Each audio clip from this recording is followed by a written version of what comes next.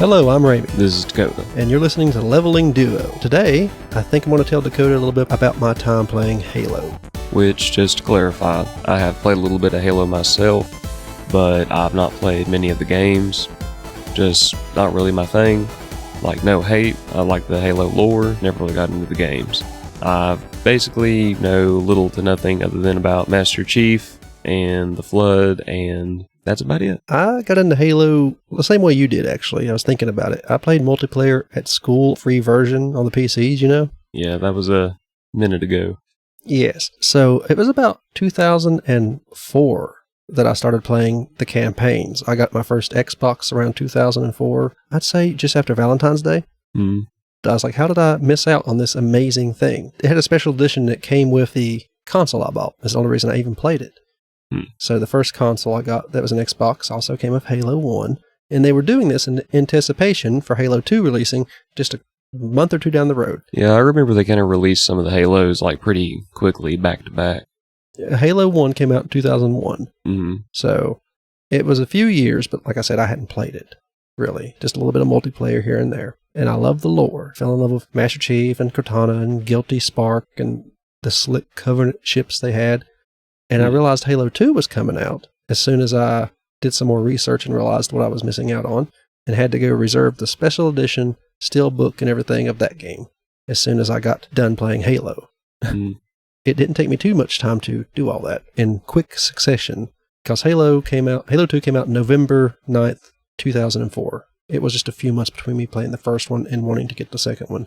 It's pretty convenient timing. It was. Like I said, the bundle they sold really worked. At least it did with me. They knew what people were going to do. It won a bunch of awards when it first came out. People loved it. Like I said, I loved it. I used to see clips of it on X-Play and stuff like that, not knowing what I was missing out on, like the beach and one of the islands hunting for the cartographer, the silent cartographer. Mm-hmm. Grunts and all of them just running around. And I was like, yeah, this is pretty cool, I guess. But I was still in my Call of Duty World War II phase, I guess. Yeah, I was more of a Call of Duty player myself back in the day. A little bit of World War II, then the original Black Ops. I skipped the original Black Ops and played the second one and loved it. The bad guy in it was cool. Yeah, I did like the second one better. An idea of how important this game was to me. Mm-hmm. My aunt bought it for me as an early Christmas present because my father had passed away that year. That Valentine's Day. So on the way back from that whole event, she bought me the Xbox console. And so I was a very lonely kid. I'd moved away from my old home. I didn't have any friends. Yeah, well, I hate to hear that, man. It's not a sad story. I mean, it's a sad story, but it ain't a sob story. I'm just telling you what this game meant to me, I guess, at the moment. Oh, I mean, I get you, man. I mean, like, it was something that was introduced into your life at a pretty, like, rough, down and out point that kind of was able to bring you back out of the brink or at least try to help you from, falling too deep into the brink. Yeah, I was 14 years old, and I ended up finding out there were some books. After I played, I went to the midnight release of Halo 2. Got that. I've still got the game. I still got the steelbook. It's looking a little rough, but I've got it. I was walking through a bookstore and realized they had some books. And I started reading them. The Fall of Reach was the first one. It's the lore of how John, Spartan 117, got to be what he is. I just fell deep into the lore.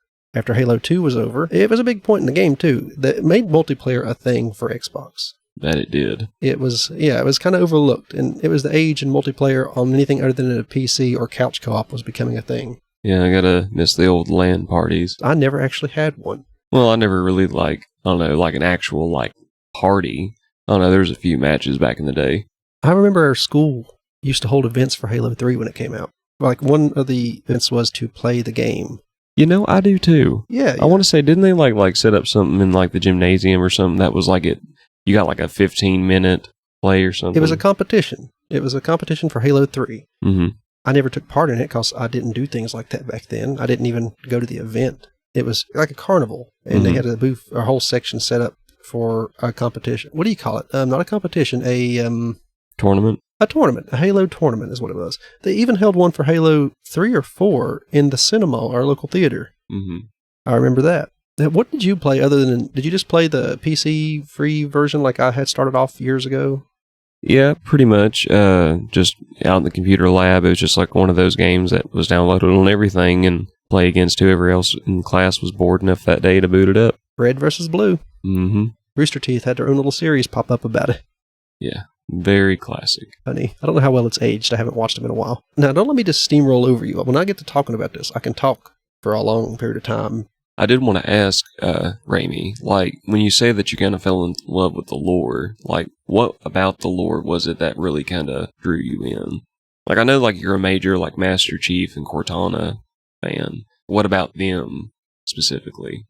I've never fell into a sci-fi setting. At the time, I wasn't into anything like Stargate, Star Wars, Star Trek. Yeah. And this is my first real sci-fi. Back then, you were pretty much, like, stuck in, like, World War II era, like, memorabilia and, like, warfare type of stuff. Yeah, if it was my media source, yeah, I would go into that. Or Pokemon still, the anime was still on. But I never get into a sci-fi setting until this came along. When it came to novels and stuff like that, I wasn't what you would classify as a goth kid. I didn't dress like that. You knew me. I mean, because that same year is when I started school with you again, in middle school. I wasn't that kind of kid, but I did love Anne Rice's Vampire Chronicles and The Witching Hours and all that. I loved the vampire novels before Twilight. All good reads. Yeah.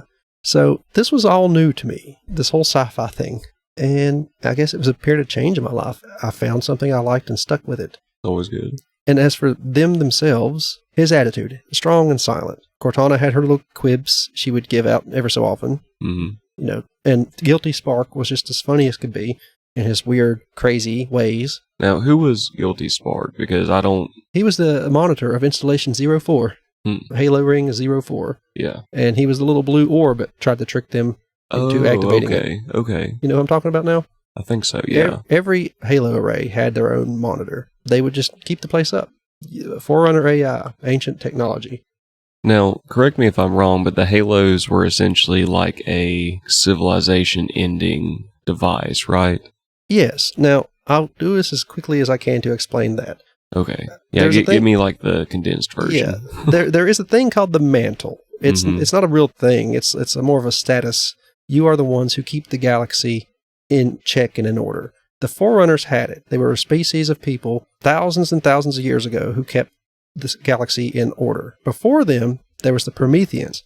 Okay. The Prometheans made the Forerunners to be their replacements, but they ended up making humanity as well and liking us more. Okay. Forerunners rebelled, took out the Prometheans, which Prometheans could shapeshift. They could look like anything, they changed their own DNA.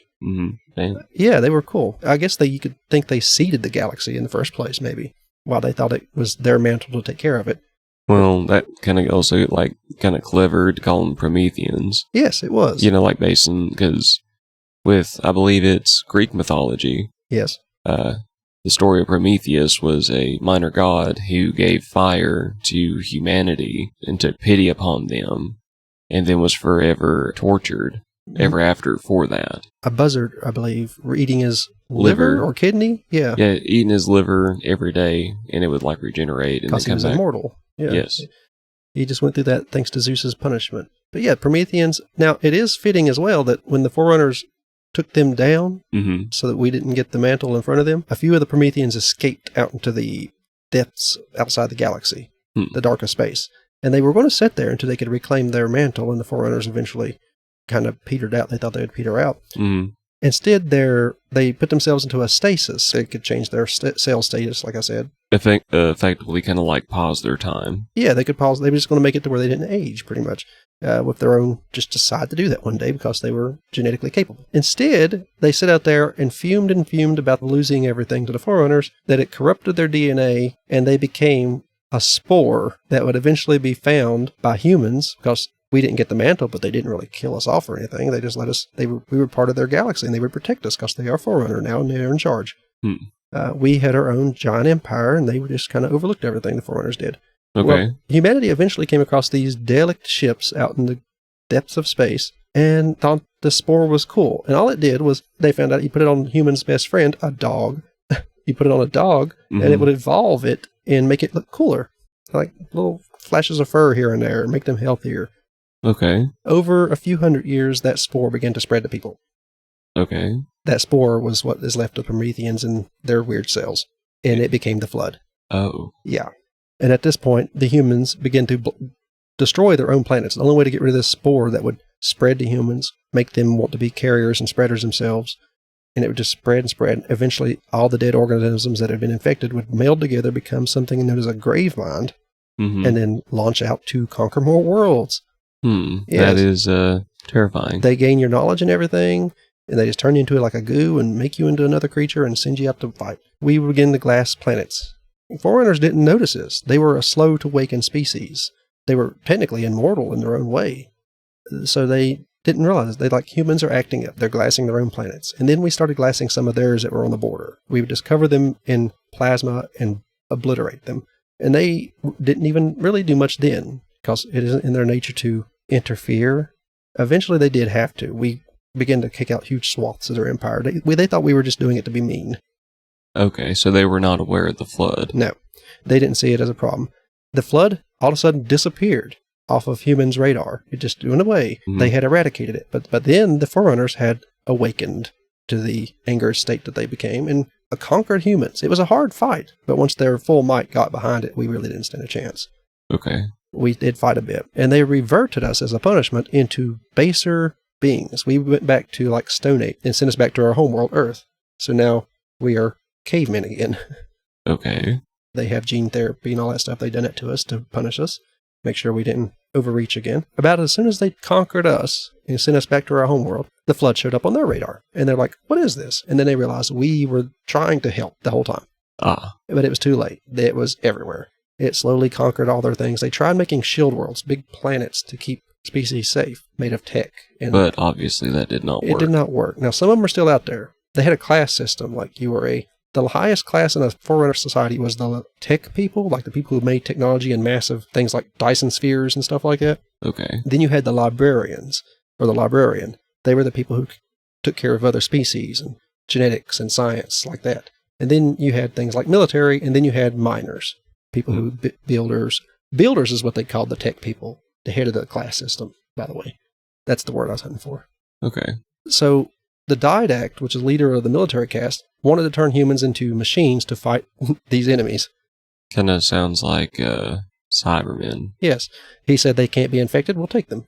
And the librarian of all the other ones, like, no, we are protectors, we can't be doing this to them. So they wouldn't let him. They locked him away in a shield world, timeless sleep. Sounds like he's going to become a big bad. He does in Halo 4, yes. Of course. Yeah, he goes around starting to turn people into machines. In Halo 4, we find his grave sleeping spot.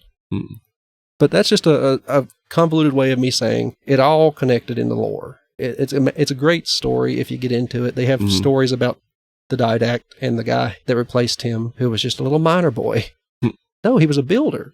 I was wrong. He's a builder. And then he downclassed into a warrior class when he met the Didact and realized what was happening to their empire. And then eventually he replaced the Didact as the leader of the military when his own wife, the librarian, helped capture the Didact. And that's all in lore Halo 4 and the books that came out. They have books called The Forerunner Saga, which covers what happened to the Forerunners and the mess that the Prometheans left behind. I have went on for a while talking about that. Do you have any other questions about why? Well, something I was curious about that you might be able to answer was, how exactly did the halos work? Oh, that was the first question. I am sorry for not answering it. No problem. Like, I'm glad to get like all the extra context because, like, I did ask you earlier. It was all because I told you all that story because of it as a spore, and it's important to know that the halos worked. The only way they found out they could stop it because they tried making an AI that would just fight their battles for them and keep all flesh off the battlefield. It would be hard for that thing. When you get enough of those grave minds working together, they can corrupt AI. They logic it into thinking it's doing the right thing by fighting the people who made it. And that's what happened. But the Flood do not want the halo arrays activated because it will destroy everything down to the cellular life. Any form of cellular life is gone. But the building materials are still there so it can start from scratch without destroying the galaxy technically. So it's kind of like a reset. It's a reset. And that's the only thing the Forerunners could do. They left behind their AIs, Ancillas, I think is what they call them, to monitor everything and keep things going, thaw out some of the people they had saved when it came to other species like humans and all that. They put us in stasis, activated the halos, released us from stasis thanks to their AIs, but they were all dead at that point. So, speaking of AIs, like, how did Cortana rank as far as, like, by the end of her story? Well, Cortana was a unique case as that she was made from a living human brain. All of the other AIs were created by, not the Forerunners, but all the other ones in the human society were created by dead brains. People who had died, they took their brain because it kills the brain. Okay. Dr. Halsey, the same scientist who made the Mjolnir armor and Master Chief, also cloned her brain to make Cortana. Okay. Prometheans had a galactic internet called the Domain. Okay. And when she started messing around with the Halo, she started kind of connecting to that a little bit. Mm-hmm. Eventually, it kind of corrupted her a little bit. She gained... She kind of went like a little crazy. An eternity's worth of knowledge. And she didn't really go crazy so much as she realized the only way to keep humanity safe is to control it. The classic best way things AI can do for us is control us or kill us for our own good. You know, she kind of sounds like a recent chat GPT thing. Mm-hmm. Yeah. Cortana eventually perishes in the newer games, but she's got a clone of her own. So spoilers. Cortana's got a clone of her own. But no, Cortana ended honorably doing the right thing. Well, that's good. She got control of the Halo arrays and kept anything bad from really happening. When somebody came after them, she kept them away as best she could. Some of the former... Now, the Covenant. I think we should mention the Covenant a little bit, right? Yeah. They're also kind of like another major player in the entirety of the Halo lore. If you know the prophets from the Halo games, those decrepit-looking old aliens that are leading the religious covenant of group of aliens that worship the Forerunner's tech. They think they were gods and they ascended. What in fact happened was they got obliterated by their own weapons, by their own decision. They think it was gates to lead them to heaven. And that they were going to activate those if they ever found them and go to heaven with the Forerunners. Well, I mean, like in a way. Yes, really. The Covenant has formed by conquering... It was started off with two species. The Singhili, which is the elites, and the Sengjuin, who are the prophets. The Singhili and the prophets were at war, and then they began to work together, and then they started conquering other species to bring them into the Covenant, become part of us, help us collect relics of these ancient species, of our gods. In humanity, they didn't do that. They immediately bombed us in a planet harvest when they found us, because when their scanners picked up the planet, they thought they had found the treasure trove of Forerunner tech, because it showed up as a symbol. Forerunner, Forerunner, Forerunner. Every time the whole planet was covered in them, it showed up every human as a Forerunner. Their religion would have fell apart if it had got out. Because Forerunners realized maybe we should have led the galaxy before they passed and made it known that our species should be the ones to have access to their tech when the time comes. That might have made a major difference, but it could have went in a possibly a worser turn, though. Yeah, it could have been, especially since we were technically at a war when we met the Covenant with ourselves anyway. True. With the insurrectionists who don't like the Earth's government. Yeah, and just be like, oh, blow everything up. Yeah. So we were immediately a threat to their authority, to the prophets. And so the prophets had us marked as enemies. And no offer to join the Covenant, just obliteration. So that's how that happened. But that's why also when you get to the Halo array, Guilty Spark will say, oh, look, a reclaimer. And just treat you like you're royalty.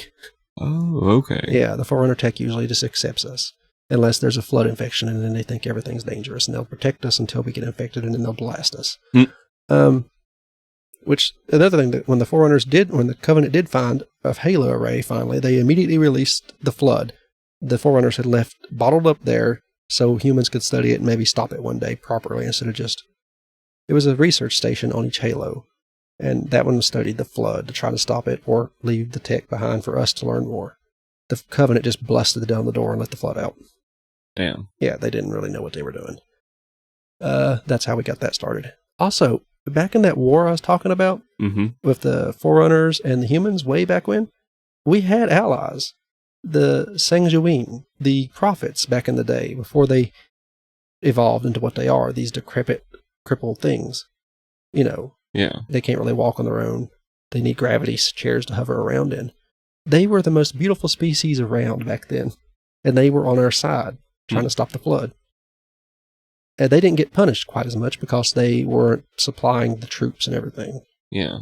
So they didn't get reverted, really. They just kind of got sent back to their homeworld and tech taken away. They had to start from scratch.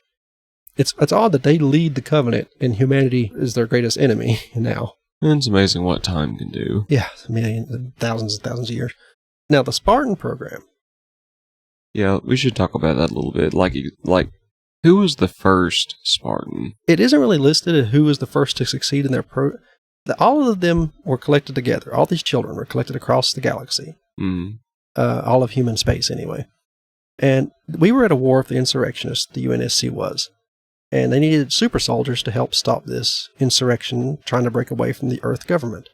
We hadn't met aliens yet or anything. We just found, purely human conflict. Purely human. And the insurrectionists were doing their best to tear their way out of the colonies. So they sent a scientist out named Dr. Halsey and a Commander Keyes, or Lieutenant Keyes at the time maybe.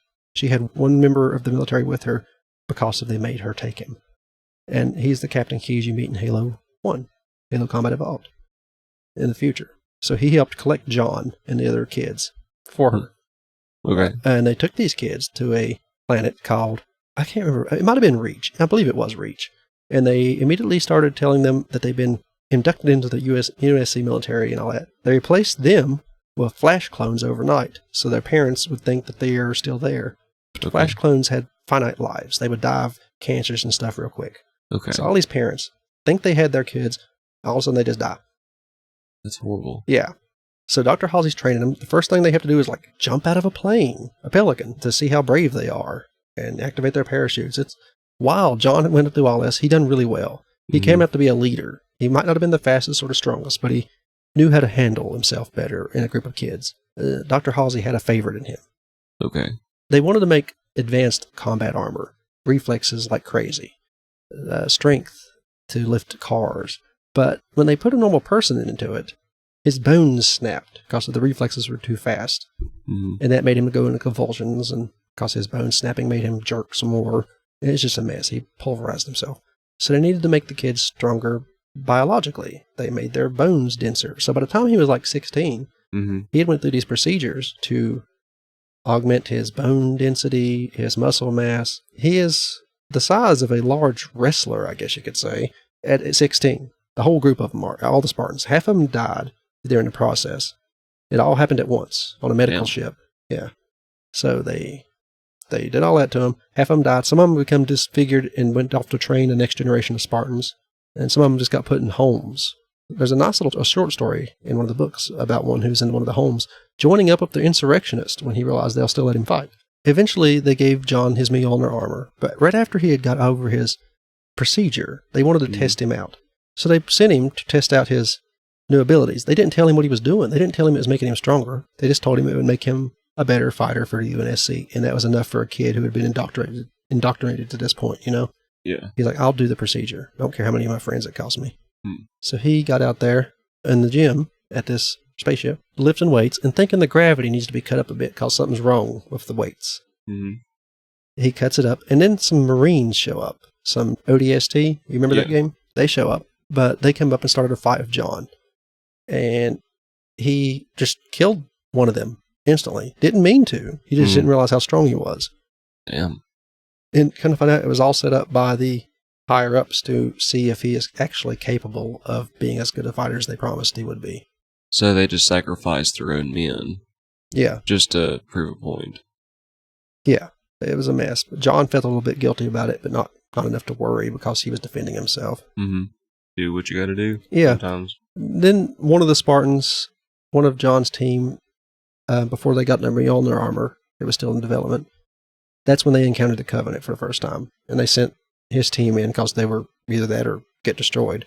So they sent his team onto the ship. One of the Spartans went missing. His suit got ripped, couldn't get it back out into space or like that. So they thought he died, but in fact, he had survived. A Black Ops ship had captured him and taken him to a planet called Onyx.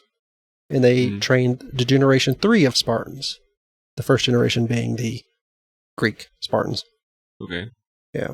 So the third Spartans were made to be expendable. They weren't meant to go in and succeed and get out like Dr. Halsey's. They were cheaply made. They would go into an adrenaline rage when their body was to the point of breaking and complete their mission and then die. That's cool. It is. Dr. Halsey did not approve of that. She might have been a cruel woman in her own way, but she was not that cruel. She was also very good at AI. Like I said, she made Cortana in her own image. Cortana was the greatest AI humanity ever made. And Cortana's AI, it would go corrupt. They would think themselves to death in about 7 years. The domain that Cortana got into kept that from happening to her, thank goodness. And that's why in Halo Infinite and some of the earlier stories, all the AIs for the good of humanity also was happy to side of Cortana. She could stop the corruption. Yeah. I always really liked the lore and the depth of everything that they expanded on with Halo in general. But as far as the gameplay itself goes, like I've just never been like a huge shooter per se. Yeah. Like not hating specifically on shooters in general, just wasn't really my cup of tea. I know that earlier I said that I was more of a Call of Duty player, which I was. I don't know, just like they were kind of like how you said, like you weren't really like huge into like sci-fi stuff at the time. Like I wasn't really so much either with Halo. Like I thought the concept was cool, but just not cool enough for me to really get into. I don't know if I would have been as deep into it if I hadn't have found the novels. Which I'm a pretty big reader, so I can understand that too. Like the books definitely expand a lot more on the story itself than the games ever do. I've learned so much more from the books. Halo Reach really messed up the story of Halo, by the way. If you go to play any of these games, you can play Halo Reach, but I'd recommend just reading the book, Halo the Fall of Reach. It's the first of the novels, and it tells, like I said, the story and how Reach fell. The next book is called Halo the Flood, and it covers the time that we played in Halo Combat Evolved, the first game. And you even get some different point of views. You see some of the Covenant's point of views of things. And it also explains how Sergeant Johnson got off that Halo. It shows up in the other games. It's a big question a lot of times until then, because he should have died when they blew up that thing. Now, Halo 3, it was a big deal for me, because when I said I moved and really didn't make any friends outside of school or to bring home and hang out with, I didn't hang out with people. I stayed alone from 2004 until 2007 when Halo 3 released. And I realized I was really lonely and sad. And I needed to make some friends that weren't just the people I talked to in school occasionally.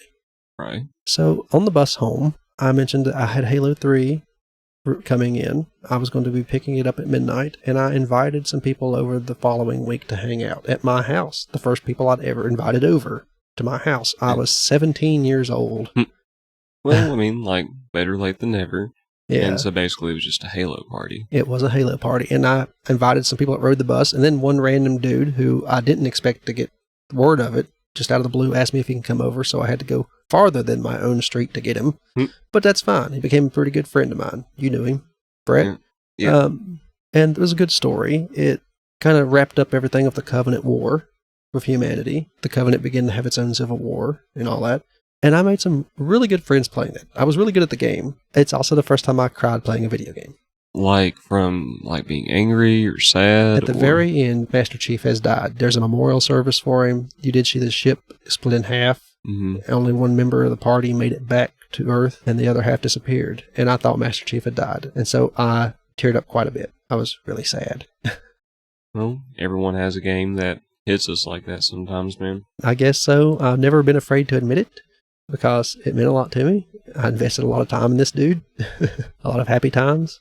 My first like big emotional moment with the game where I guess saddened by the ending, which I'm a big anime fan. Full Metal Alchemist was a big show back in the day for me. Read the manga, watched both the regular Full Metal Alchemist and Brotherhood, which I recommend watching them both, but Brotherhood follows the manga more. But they released a couple of video games based on the series. And the first one, I'll put it this way. I recommend play the game. It's an old PlayStation 2 game. If you don't have a PS2, go out. It's probably like a emulator somewhere or something like that you can find, or maybe buy it on Steam or something. I don't know. I haven't looked myself. Let's just say that there's a lot of build-up to a major letdown at the very end. Oh, yeah, that some anime has a way of doing that. All Japanese stories. Yeah, which I mean, what I really liked about it was that the people that I believe worked on the actual like anime were the ones that also worked on the cutscenes for the game. I like Brotherhood as well. I didn't play the game. I've heard you talk highly of it. Oh yeah. I mean, like, I liked it a lot. May not necessarily be everyone's cup of tea, but definitely recommend give it a try. And they did release a second one. I think it might have been on PlayStation 2, maybe PlayStation 3. But also worth a play. Just, especially if you're a fan of the series. Kind of like a action adventure RPG. I am a fan of the series, and I've got a PlayStation 2, so I guess I could dig it out of somewhere. Dust it off. Yeah. Hit it with like 3 cans of air duster. I plugged it in today works. on accident, and it's all lit up and pretty on my TV stand. Oh yeah. I noticed that because I had an extra outlet, and I was like, what's this cable go to? And I plugged it in, and now my PlayStation's all lit up. Little red light. When's the last time you seen one of those? A minute. Roy Mustang, by the way. He was the character for me. The Flame Alchemist? Mm-hmm. Yeah, he's my favorite. He's got a classic anime rage moment person. He did. I never expected it to happen with him, but it did. Oh, I did. Hughes had to go to make it happen, but it happened. Now, that was another sad moment. Yeah, that was kind of sad. I felt really bad about the poor puppy. Man, there were just like a lot of sad moments in that series. It was a good one. A sad one, but a good one. Well, didn't mean to take over the podcast and switch from Halo to Full Metal Alchemist, but... I mean, it was an important sad moment in a video game. Somebody had to say something. But yeah, but it was, like I said, like a good game, but that was the first game that I've ever played that, like, I literally, like, teared up and was, like, genuinely sad, but I was surprised by it. I was just like, this is just a video game. Why am I sad? I thought the same thing. And then I thought of the books. I'm like, it's okay to cry over a book. And that's what I'm technically doing. It's like a interactive book, almost. I mean, I have read his origin stories. Now, by the time Halo 4 came out, I'd been living alone and everything, but I still loved it. I played Reach. Yeah, it was okay. The lore wasn't truthful to me. I read the book. But Halo 4 came out in 2012, another November release. I think this one has more lore in it than any other game. It's the Didact is resurrected. You're on a shield world. Hell-bent on turning humanity into machines to re-raise the Forerunners. Definitely sounds like some like Dalek or Cybermen stuff going on there, man. By the way, Chief is alive. Happy days. He has been floating around on half a ship in stasis for a long, long time. Like, what's a long, long time? I can't remember. 7 years? Maybe longer? Damn. I might be wrong. I might very well be wrong. Maybe 2 years. I can't remember the exact date, but he had been out there for a long time. Enough for the Covenant to fracture. We sided with the elites, and the rest of the Covenant is just kind of fractured and fighting amongst themselves and us. They're not really a huge threat anymore. Okay. Humanity has been collecting the Halo arrays and trying to deactivate them so this can never be a problem again. By the way, at the end of Halo 3, you did activate the machine that built the Halo arrays. You activated it. It was far enough away from the galaxy to destroy the Flood infestation, far away from hurting anybody else. Okay. It's because the Flood followed us through the portal to get to that thing. And was able to get all of it? Yeah, we wiped out the Flood that we knew about, and any of it that isn't known about is not a threat yet because it would have already conquered the galaxy. Because it's mostly just a research station here and there, probably, or a shield world that was conquered, and they have no means of escaping that planet. So they're still stuck on the planet. But because you do come across them in Halo Wars, which is more like a battle game, like a strategy game, kind of. I guess. But that was Halo was originally designed to be that, and so they decided after it got successful to make Halo Wars. They made it 1 and 2, and they are connected to the newer games a little bit more in lore. So if you want to know the full lore, you should probably play Halo Wars. Okay. As well. I'll check that out sometime. Yeah, they are fun. You can play as different sides. You can play as the Covenant or the Banished in the second game. The Banished are the big new bad guys in Halo Infinite, the newest game. They were just Covenant. They were so bad that they kicked them out of the Covenant to wage their own little wars. They were doing more damage to the Covenant than the entire human war did. That's not good. Yeah, and now they're against humans. It's even worse. They were the ones that wanted the Halo array that caused Cortana to sacrifice herself to keep them away. Crazy. Yeah, but Halo 4, Cortana was going through rampancy, is what they call it when they go mad. She did sacrifice herself to help us destroy the Didact in the end, but by sacrificing her physical chip in her head, it made her just connected to the domain, and that's where she got the idea to conquer the galaxy and protect humanity. So basically she killed her Wi-Fi. Yeah, she killed it, yeah. Interesting. And then joined a higher plane of Wi-Fi. Well, I guess that just kind of goes to show that AI is only as dangerous as what it can access. Yes, it's true. She had all the Forerunners and Prometheans tech in her head and decided, I think I can do this better. I mean, like, if you've got the most powerful AI in the world, but you download it onto a Tamagotchi, like... It'll poop itself to death in no time. Yeah, it'll be like a robot that I saw. I think it was like in some sort of exhibit somewhere, and like it was like programmed to do like menial labor. Oh, that sad one, the one that had the oil, or was that the oil one, or the loading of boxes one? The loading of boxes. Oh one. yeah. And as far as like what the story said, when that after doing it for so long, the AI decided that basically it wasn't worth it anymore and killed itself. It was programmed to move the boxes indefinitely, and since it couldn't complete its order because it would just indefinitely be moving boxes, it just shut itself off. It's like, no, it cannot be done, and it will not be done by me if somebody is going to be doing it. Well, I mean, that sounds a lot nicer than what the article said that I saw. AI kills itself due to menial labor. I mean, it's pretty much exactly what it is. The way it worked out, you do it nonstop, and then it wouldn't die. It would just do it nonstop, and the only way to complete, technically, an infinite cycle is to stop it. And it did. Yeah, essentially, because if it's infinite, then it doesn't matter when it stops. Yep. But makes you wonder, like in that scenario specifically, if they would have given it some sort of an actual like schedule. Would it have done that? Probably not. I like to think not, but really all it does is even prolong the inevitable. It ain't like it would take the time off to do something important. Yeah, like even if you like had scheduled time off, like if you had to do that infinitely. Capitalism. In a nutshell. I like capitalism, don't get me wrong. It's the reason I have Halo and stuff. Just never stops. Yeah. Work, and enjoy media. Company of people, if you have it. Good people. Yeah. Hopefully. Hopefully. The Halo 5, I skipped it a little bit. Mm-hmm. It was just Master Chief going off, kind of went AWOL to find Cortana. He kept hearing her voice, even though he knew her to be dead. And so he went off to go find her and went against orders to do it, which is very un-Master Chief thing to do. Yeah. Sounds like a little bit of psychosis. Yeah. Well, in fact, it was where he is connected. The Forerunners, to help him be immune, the librarian, that woman, the Didact's wife, she, in Halo 4, explained that being the librarian and capable of manipulating DNA, she has manipulated human DNA to lead to the outcome of a Master Chief being created.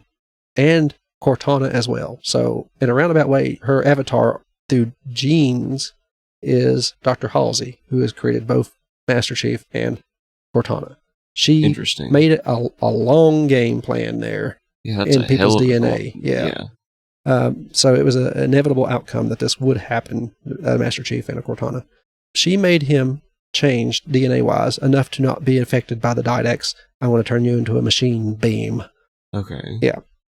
So he could stop him. And I'm assuming she did something else. That's all we know she done. Okay. But she done that. She upgraded Cortana enough to stabilize her just a bit until her inevitable death and / uploading to the domain. That might be what she done for Cortana. I really can't remember her bringing it up. Copied herself to the cloud. Yeah. Now, so Cortana was technically in this infinite domain of internet around the galaxy that was left behind by the Prometheans and the Forerunners. Mm-hmm. Even the Forerunners, of all their time they spent, didn't go through all the Prometheans' data on that, by the way. It was still beyond them. He kept hearing these voices of Cortana, and he did track her down and kind of find out, yes, she was alive in the domain. He wasn't mad after all. They sent another team of Spartans. You play half the game through as this other team of Spartans. Spartan 4s. Mm-hmm. Unlike the first 3 generations, they are not trained from children. They are people who are really strong and get slightly less augmentation and slightly better armor than the Spartan 2s or 3s had, because their bodies, just couldn't handle all that as an adult. But it's less shady to take adults, so they done that. So Spartan 4s are just adults who have been augmented enough to wear certain armors. But they sent them after Master Chief, and he, for the most part, collected his old team, blue team, and beat them up real good when they finally did catch up to him. Dented the other guy's armor and everything with his fist. It's just, you can't compete with a Spartan 2 because they were made from children to be even stronger and better than a human adult could ever become, even if they've been slightly augmented themselves. Pretty sad. Yeah, and of course you have to take into account whatever the librarian done to him. True. He got the guys good. And then kind of found out Cortana was doing things. She was doing big things. She was inviting him to help build this protective galaxy array, which is just what the Forerunners used to use to keep solar systems in check. They had these giant, what looked like mechanical angels that would hover around, and they could just wipe planets clean if they got too out of control. They never really done it, but it was enough to keep people in check, you know? Yeah. So she was activating all those and going to police the galaxy. Damn. And then you track it down, and by the time Halo Infinite comes along, she is dead.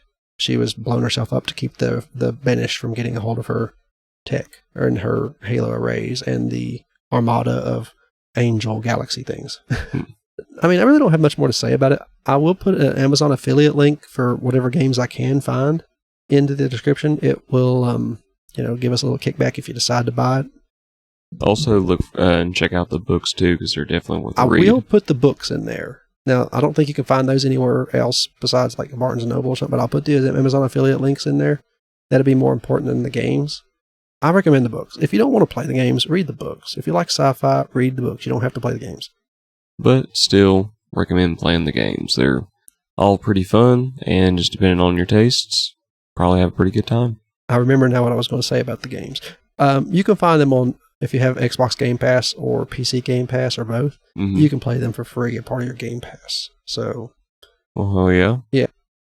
I guess my final question on Halo will be, what has been your absolute favorite Halo and your absolute most disliked Halo?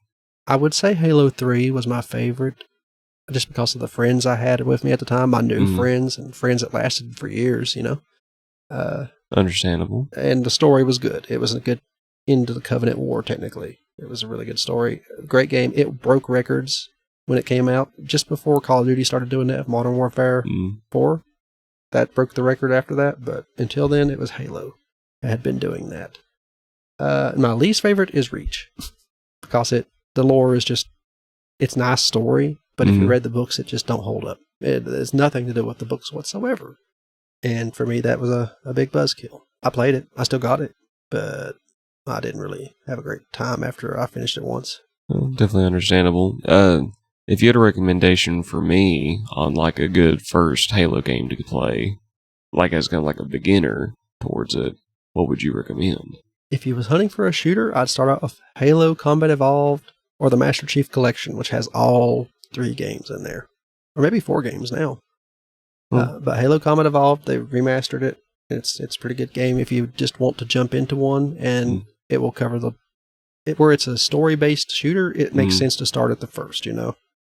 Gotcha. I couldn't recommend something in between, really.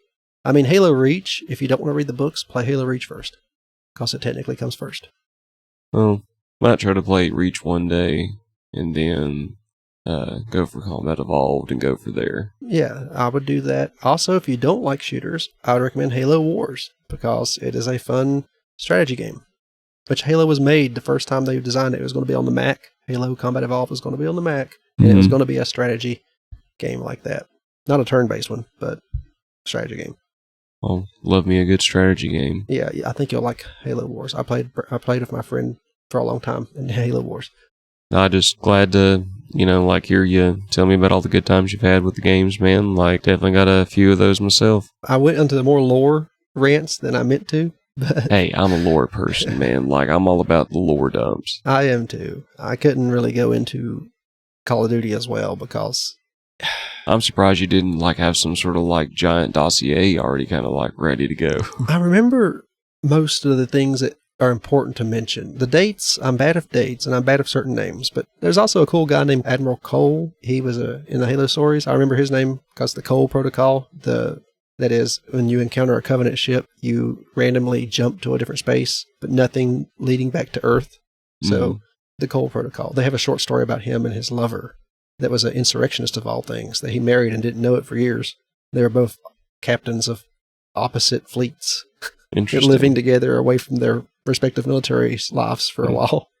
Kind of like a space Romeo and Juliet. Yes. When it did come to be known that he had married her and that she was a captain of the ship that was always getting away from him and his massive fleet of UNSC ships, he was heartbroken. And then during a massive battle against the Covenant, he had hopped on a ship to himself, ordered the rest of them to flee, and was going to jump around, lead them into a section of the sun that would pretty much incinerate all their ships. He was going to do that.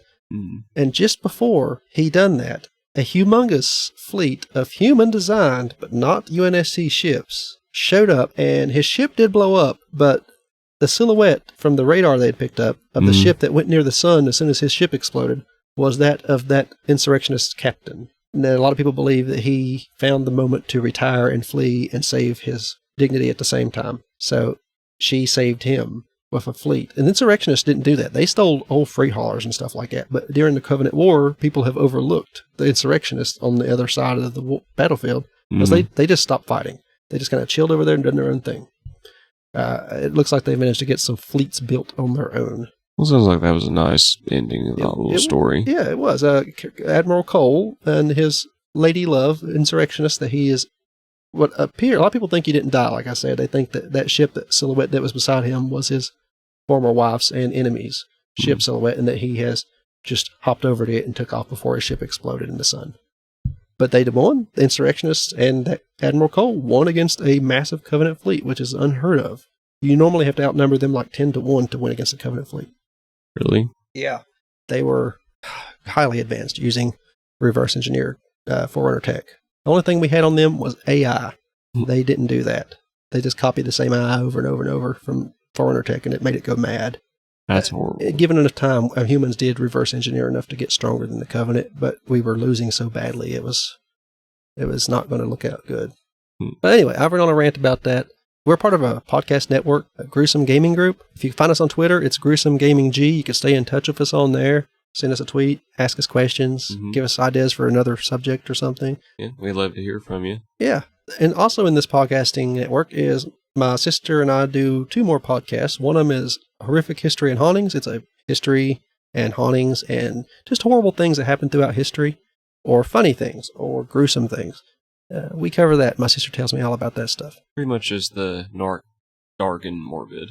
And my sister and I also do another one called Brother Knows Quest.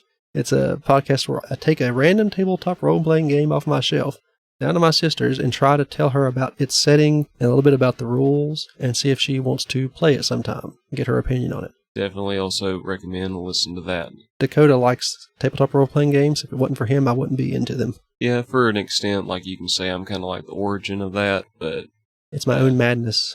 I just introduced him to D&D, and then here we are. I can steal the IP of everybody and run campaigns, all my favorite subjects.